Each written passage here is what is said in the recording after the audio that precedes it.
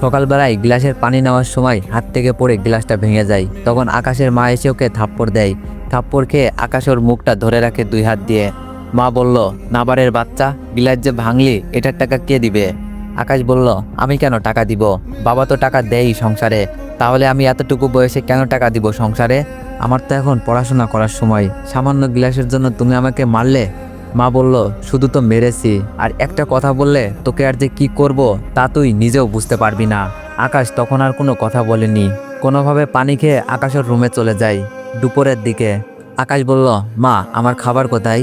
মা বলল, তোর খাবার বন্ধ। আকাশ বলল, কেন মা, আমি কি করেছি? মা বলল, তুই তো সংসারে কোনো টাকাই দিস না, তাহলে তোকে আমি কেন শুধু শুধু খাওয়াতে যাব? তার উপর সকালে যে গ্লাস ভাঙলি তার টাকা কে দিবে? সেজন্য ক্ষতিপূরণ হিসাবে তোর খাবার বন্ধ আজকে। আকাশ বলল, এত বড় কথা তুমি বলতে পারলে? সামান্য একটা গ্লাসের জন্য আমার খাবার দিবে না? মা বলল, পারলাম। তোকে এই বাড়ি থেকে যে এখনো বের করে দিই নাই, এটাই তো 7 কপালের ভাগ্য। বিকেলে বাসাটা মুছে রাখবি, তারপর হাঁড়ি পাতিল এইগুলো পরিষ্কার করে রাখবি।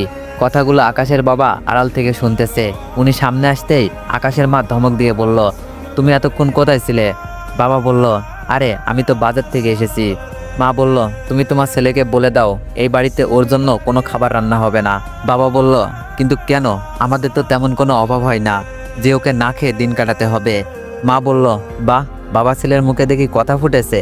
তুমি কষ্ট করে রোজগার করবে আর তোমার ছেলে সেই টাকায় জিনিসপত্র ভাঙবে, তা তো আমি মেনে নিতে পারবো না। তাছাড়া তুমি তো একা রোজগার করো, তোমার একার রোজগারে এই সংসার কোনোভাবে চলে। বাবা বলল, আমার যা সামর্থ্য আছে তা দিয়েই তো করব, এর বাইরে আর কি করতে পারি? মা বলল, তোমার ছেলেকে বলো কাজ করে টাকা নিয়ে আসতে, তাহলে ওর জন্য রান্না করব আমি, নয়তো এই বাড়িতে ওর জন্য রান্না হবে না। যদি তুমি কিছু বলতে আসো তাহলে তো তোমার জন্যই ভালো হবে না, কথাটা তুমি মাথায় ঢুকিয়ে নাও। আকাশের মা চলে যাওয়ার পর আকাশ ওর বাবার কাছে যায় আর জড়িয়ে ধরে কান্না করতে থাকে। আকাশ বলে, বাবা, মা আমার সাথে এরকম করে কেন? কেন আমাকে দেখতে পারে না? আমি মায়ের আপন ছেলে নয় বলেই কি আমার সাথে উনি এরকম ব্যবহার করবে? বাবা বলল, আমি যে নিরুপায়, তোর খেয়াল রাখার জন্য আমি বিয়ে করি, তাও তোর মত নিয়েই আমি বিয়ে করি, কিন্তু তোর মা যে এরকম ব্যবহার করবে তোর সাথে তা তো আমি ভাবতেও পারিনি। আকাশ বলল, বাবা, আমি তো ভেবেছিলাম তুমি বিয়ে করলে আমার নতুন মা আসবে, সে আমার খেয়াল রাখবে, কিন্তু এখন দেখি সেসব কোনো কিছুই হচ্ছে না। বাবা, তুমি ওই মহিলাকে বাসা থেকে বের করে দাও। মা এসে বলল, কি বললি তুই? আমাকে এই বাসা থেকে বের করবি? মনে রাখ, তোদের এই পুরো সম্পত্তি এখন আমার নামে, তাই বেশি পাকনামি করলে বাবা ছেলেকে পথে নামিয়ে দিব। আর এই যে ছেলের উপর বেশি দরদ দেখাতে আসলে তা তোমার জন্যই ভালো হবে না, কথাটা মনে রেখো। কথাটা বলে আকাশের মা ঘুমাতে চলে যায়। এইদিকে খিদের জ্বালা সহ্য করতে না পেরে আকাশ বাসা থেকে বের হয়ে ওর বন্ধুর কাছে যায়। এরপর ওর বন্ধুর বাসায় দুপুরে খাবার খায়। আকাশ বলল, সত্যি বন্ধু, অনেক বড় উপকার করলি। আবির বলল, কিন্তু বন্ধু, আমার পরিবারের পক্ষে তো তোকে এইভাবে প্রতিদিন খাওয়ানো সম্ভব না। আকাশ বলল, জানি আমি, কিন্তু আমাকে একটা কাজের ব্যবস্থা করে দিতে পারবি কি?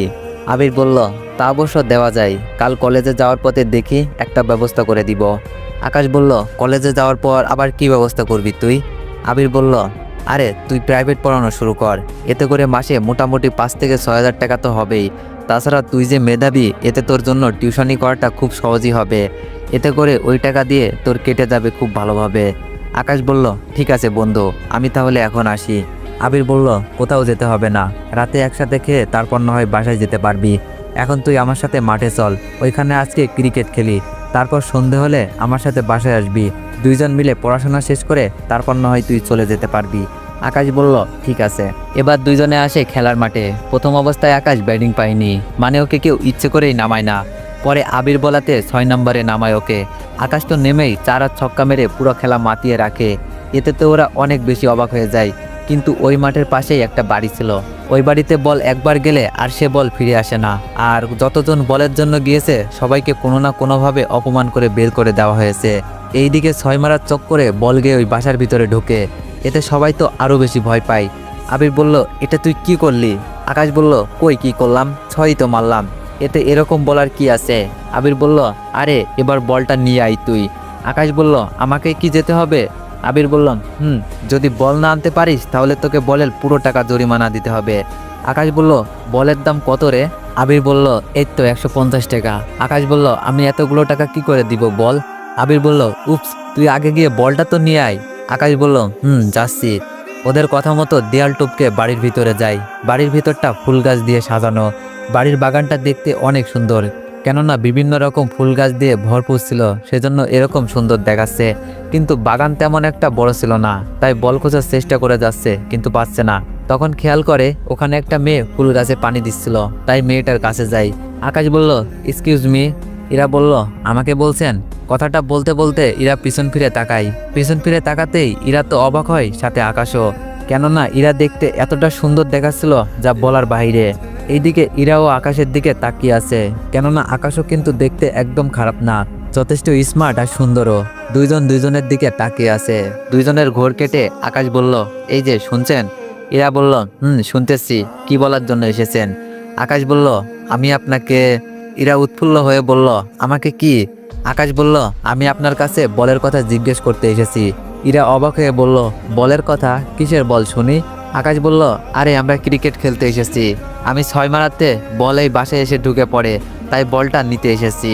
তা বলটা এই বাগানের ভিতরে আছে, কিন্তু খুঁজে পাচ্ছি না, তাই আপনাকে জিজ্ঞেস করলাম বলটা কোন দিকে এসেছে, কারণ আপনি তো এখানে অনেকক্ষণ ছিলেন, তাই ভালোই বলতে পারবেন, সেজন্য জিজ্ঞেস করলাম। ইরা বলল, আপনাকে তো আগে কখনো এই মাঠে খেলতে দেখিনি। আকাশ বলল, আমি আজকে নতুন এসেছি তো, সেজন্য এর আগে দেখেননি। ইরা বলল, এবার তাহলে আমি বুঝতে পেরেছি, তা বলটা আমি পেয়েছি। আকাশ বলল, তাহলে দিন আমার হাতে। ইরা বলল, আমি কষ্ট করে কেন দিব? একটা কাজ করো, তুমি নিজের হাত দিয়ে নিয়ে নাও। আকাশ বলল, কোথায় আছে বলটা আমাকে বলুন, আমি নিয়ে নিচ্ছি। ইরা বলটা ওর বুকের জামার ভিতরে ঢুকিয়ে নেয়। ইরা বলল, এই তো এখানে রাখা আছে, যদি এখান থেকে নিতে পারো তাহলে নিয়ে যাও, নয়তো খালি হাতে ফিরে যাও। ইরার কথা শুনে আকাশ হাতটা বাড়াতে থাকে, কিন্তু যতই হাত বাড়ায় ততই ওর হাতটা কাঁপতে থাকে। এটা দেখে ইরার তো অনেক হাসি পাচ্ছে, কিন্তু তাও হাসছে না, মিটমিট করে হাসতে থাকে। এইদিকে জামাতে হাত লাগতেই আকাশ হাত আবার ফিরিয়ে আনে। ইরা বলল, কি হলো, বল কি নিবে না? আকাশ বলল, প্লিজ বলটা দিয়ে দিন, আমি কখনোই পারবো না একটা মেয়ের শরীরে হাত লাগাতে। ইরা বলল, এত ভয় পাও কেন? আকাশ বলল, আমি মেয়েদের সাথে মিশি না, সেজন্য ওদের থেকে একটু দূরেই থাকি। ইরা বলল, তাহলে তো বল পাবে না। আকাশ বলল, এরকমটা বলবেন না প্লিজ, বল না পেলে আমাকে যে 150 টাকা জরিমানা দিতে হবে, আর এতগুলো টাকা আমার পক্ষে যে কখনোই দেওয়া সম্ভব না। ইরা বলল, আমি তো তোমাকে বল দিব না, কথাটা একবারও বলিনি, আমি শুধু বলেছি বলটা এখান থেকে বের করে নেওয়ার জন্য। এখন তুমি যদি বের করে নিতে না পারো তাহলে আমার কি দোষ বলো? আকাশ বলল, ওখান থেকে বের করে তো হাতে রাখতে পারেন। ইরা বলল, জি না। আচ্ছা আমি চোখ বন্ধ করছি, তুমি সেই সুযোগে নিয়ে নাও, তাও 20 সেকেন্ড সময় দিলাম। ইরা চোখ বন্ধ করে গুনতে থাকে, 20 পর্যন্ত গুনতে থাকে, কিন্তু এখনও সেরকম কোনো স্পর্শ ইরা এখনও অনুভব করেনি। তাই চোখ মিলে তাকিয়ে দেখে আকাশ কান ধরে দাঁড়িয়ে আছে। এভাবে দেখবে তাই ইরা ভাবতেও পারেনি। ইরা বলল, কানে কেন ধরলে তুমি? আকাশ বলল, প্লিজ আমি এরকমটা পারবো না, আমাকে বলটা দিয়ে দিন, নয়তো ওরা আমার থেকে টাকা চাইবে, আর না দিতে পারলে মারতেও পারে। ইরা আকাশের কথায় অনেক মুগ্ধ হয়, কেননা অন্য ছেলে হলে এতক্ষণে ঠিকই বলটা নিয়ে নিত, কিন্তু এত কিছু করার পরও আকাশ এখনো কোনো কিছু না করে দাঁড়িয়ে আছে। এটা ইরার অনেক ভালো লেগেছে, তাই বলটা বের করে হাতটা বাড়াই। ইরা বলে, হাই, আমি ইরা ইসলাম, তোমার নামটা কি? হাত এখনো বাড়ায়নি, কিন্তু এই দিকে ইরা হাত বাড়িয়ে রেখেছে এখনো। ইরা বলল, দেখো, হ্যান্ডশিপ না করলে কিন্তু বল পাবে না। আকাশ হাত মিলাতে এলে আকাশের হাত ধরে টান মেরে ইরা ওর বুকে আকাশকে নিয়ে এসে 2 হাত ধরে জড়িয়ে ধরে। এতে আকাশের হার্টবিট ইরা শুনতে পাচ্ছে, কেননা অনেক ফাস্ট হয়ে গিয়েছে হার্টবিট। এইদিকে আকাশের শরীর কাঁপতে শুরু করে, তাই ইরা আরও কিছুক্ষণ ধরে রাখার পর ছেড়ে দেয়, তারপর পানি এগিয়ে দেয়। ইরা বলে, নাও পানি খাও। ইরার হাত থেকে গ্লাসটা নিয়েই তাড়াতাড়ি করে পানি খাওয়া শুরু করে দেয়। খাবার শেষ হলে ইরা বলে, তোমার আজকের ব্যবহারে মনে হচ্ছে জীবনে প্রথম কোনো মেয়েকে জড়িয়ে ধরছো। আকাশ বলল, আমি আপনাকে জড়িয়ে ধরিনি, আপনি উল্টো জড়িয়ে ধরেছেন আমাকে।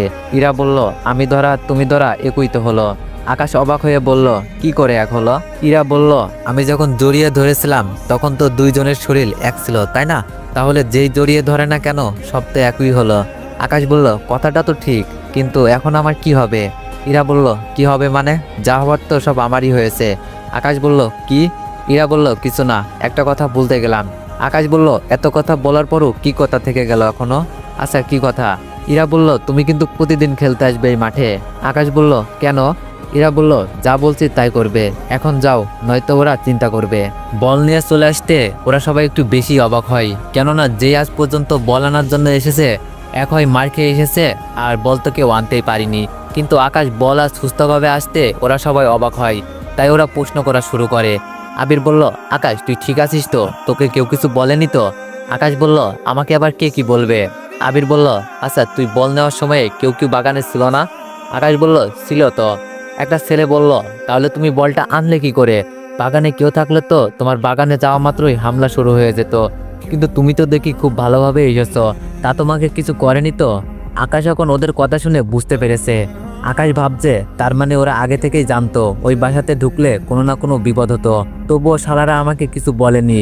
ওরা নাই বলুক, আবির হারামজাদা তো বলতে পারতো, কিন্তু ও নিজেও আমাকে কিছু বলেনি। আবির বলল, আচ্ছা যা হওয়ার হয়েছে, এখন আকাশ চল তাহলে বাসায় যাই। এইদিকে ওরা বাসায় আসে। সন্ধ্যার পর ওরা শুয়ে আছে। আকাশ তো আজকে ঘটে যাওয়া সবকিছুই কল্পনা করতে থাকে। আবির ওই বাসাতে ঢোকার কাহিনী শুনতে চাই। আবির বলল, সত্যি করে বল, ওই মেয়েটা তোকে কয়টা থাপ্পড় দিয়েছে? আকাশ বলল, বিশ্বাস কর, কোনো কিছুই করেনি মেয়েটা, তবে মেয়েটা দেখতে অনেক মায়াবী আর সুন্দর ছিল। আবির বলল, কি বলছি? আমি শালার এতবার গেলাম কিন্তু একবারও ওই মেয়েটার মুখ দেখতে পেলাম না, আর তুই প্রথমবার যাওয়ার সাথে সাথেই দেখে ফেললি? আকাশ বলল, ওই মেয়েটা তো মুখ বাঁধা থাকে না, তাহলে তোরা কেন মুখ দেখতে পেলি না? আবির বলল, তুই কি মজা নিচ্ছিস আমার সাথে? আজ পর্যন্ত যতজন গিয়েছে কেউ ওই মেয়েটার মুখ দেখতে পারে নাই, কারণ ওর মুখটা বাঁধা থাকে। আচ্ছা বাদ দে, এখন খেয়ে তুই বাসায় যা, আর কালকে কলেজের একটা ব্যবস্থা করব তোর জন্য, ততক্ষণ তোকে কিছু না খেয়ে কাটিয়ে দিতে হবে। আকাশ বলল, সমস্যা নেই রে বন্ধু, তুই এমনিতেই আমার জন্য অনেক করেছিস। আকাশ রাতের বেলা খাবার খেয়ে বেরিয়ে পড়ে। বাসায় এসে আকাশের সৎমের বকাবকি তো আছেই, তাই ওর বাবার কাছে এসে কিছু টাকা নিয়ে নেয়, কেননা কিছুদিন তো ওকে বাইরে খেয়ে কাটিয়ে দিতে হবে। পরের দিন সকালে আকাশের মা নাস্তা বানাচ্ছে, তখন নাস্তা খাওয়ার জন্য আসে টেবিলে। ঠিক তখনই দেখে ফেলে 4টা রুটি আছে, তাই ওখানে বসে একটা রুটি খেয়ে ফেলে। আরেকটা খেতে যাবে, ঠিক তখনই আকাশের মা চিল্লিয়ে বলে, হাই হাই রে, আমার একই সর্বনাশ হয়ে গেল। আকাশ বলল, কি হয়েছে মা, তুমি এরকম করছো কেন? মা বলল, এরকম করছি কি আর সাথে? তোকে কে বলেছিল খাবার খেতে? আকাশ বলল, মা কালকেও তো কিছু খেতেও দিলা না, অন্তত আজকে তো কিছু খেতে দাও, তাছাড়া আমি কলেজে গিয়ে কোনো না কোনো একটা কাজ ঠিকই খুঁজে বের করে নিব। মা বলল, কলেজে তোকে কে কাজ দিবে শুনি? আকাশ বলল, আমি কলেজে এসে বন্ধুদের সাথে কথা বলবো, তারপর দেখি কোনো টিউশনি জোগাড় করতে পারি কিনা, অবশ্য কোনো না কোনো উপায় তো হবেই। মা বলল, হলেই ভালো, প্রতি মাসে আমি 5,000 টাকা করে পেলেই আমার হয়ে যাবে। ঠিক আছে, আজকের মতো খেয়ে নে, যদি কিছু না করতে পারিস তাহলে অন্য কোনো দিকে দেখে নিবি। আকাশ বলল, ঠিক আছে মা, তাই করব। সকালে খেয়ে বেরিয়ে পড়ে। রাস্তা দিয়ে হেঁটে হেঁটে যাচ্ছে, তখন একটা গাড়ি পাশ দিয়ে যায়, আর রাস্তাতে থাকা পানি এসে আকাশের পুরো শরীরে কিছুটা ভিজে যায়। গাড়িতে কে ছিল তা বুঝতে পারিনি, কিন্তু গাড়িটা ঠিকই মনে রেখেছে। এইদিকে পাশে একটা নল ছিল, ওখানে শার্টটা ধুয়ে আবার গায়ে পড়ে নেয়। রাস্তায় রোদের জন্য কিছুটা শুকিয়ে যায়। ভার্সিটিতে এসেই ওই গাড়িটা দেখে অবাক হয়ে যায়।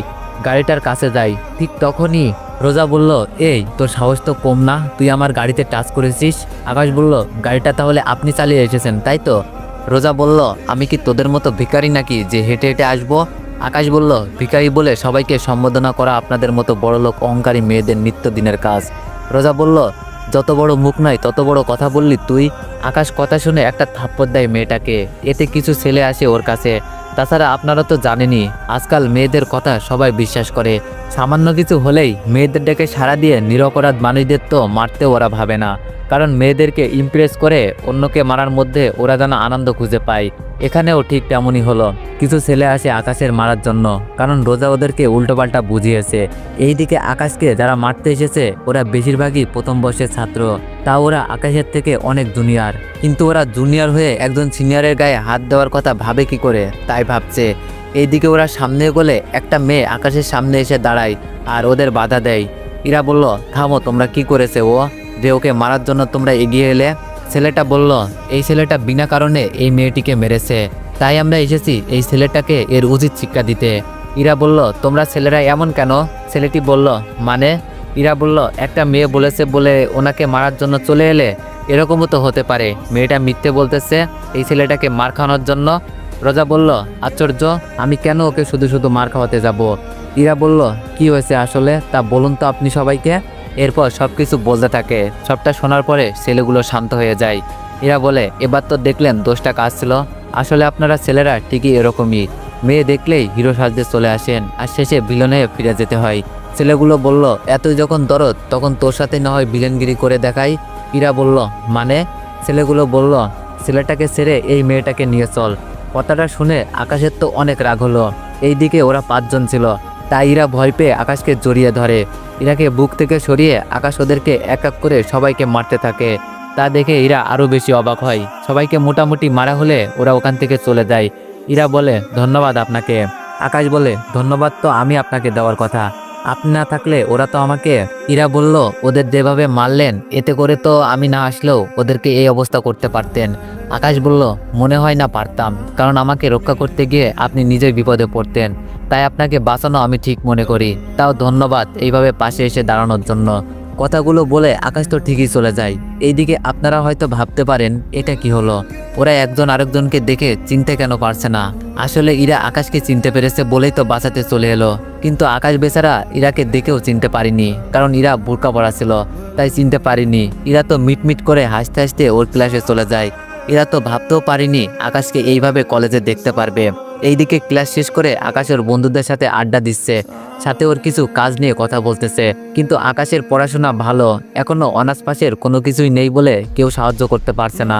তাই ওরা কিছু টিউশনির ব্যবস্থা করে দেয়, কেননা আকাশ মেধাবী অনেক, তাই ওর কাছে যে কেউ প্রাইভেট পড়ানোর জন্য আগ্রহ দেখাবে। এতদিন তো আকাশ ওর বাবার টাকায় চলতো, কিন্তু সৎমা আসার পর থেকে যে সব কিছুই পাল্টে যাবে তা বুঝতে পারিনি। সেজন্য ওদের সাথে কথা বলে আর কিছু ঠিকানা নিয়ে নেয়। অন্যদিকে ইরা ক্লাস শেষ করে ওর কিছু নতুন বান্ধবী বানিয়ে নেয়। ওদের ব্যাচে রোজাও আছে, কিন্তু রোজার সাথে তো এসে ইরা ঝামেলা করে বসেছে, তাই রোজার সাথে ইরার বন্ধুত্ব হলো না। ওরা মাঠে আসে, তখন আকাশকে চলে যেতে দেখে ওর কিছু বান্ধবী বলে ওঠে। তানু বলে, ওই দেখ আকাশ চলে যাচ্ছে, আমি ওর সাথে একটু কথা বলে আসি। ইরা বলল, চলে যাচ্ছে তো কি হয়েছে, ওর সাথে তোর কি কথা থাকতে পারে? তানু বলল, অনেক কথাই যা আছে বলার। ইরা বলল, কি কথা আমাকে বল। তানু বলল, আমি তো এভরিওয়ান নেক্সট পার্টের জন্য অপেক্ষা করো। আর গল্পটি কার কাছে কেমন লাগছে সবাই একটু কমেন্টে জানাবা। ধন্যবাদ।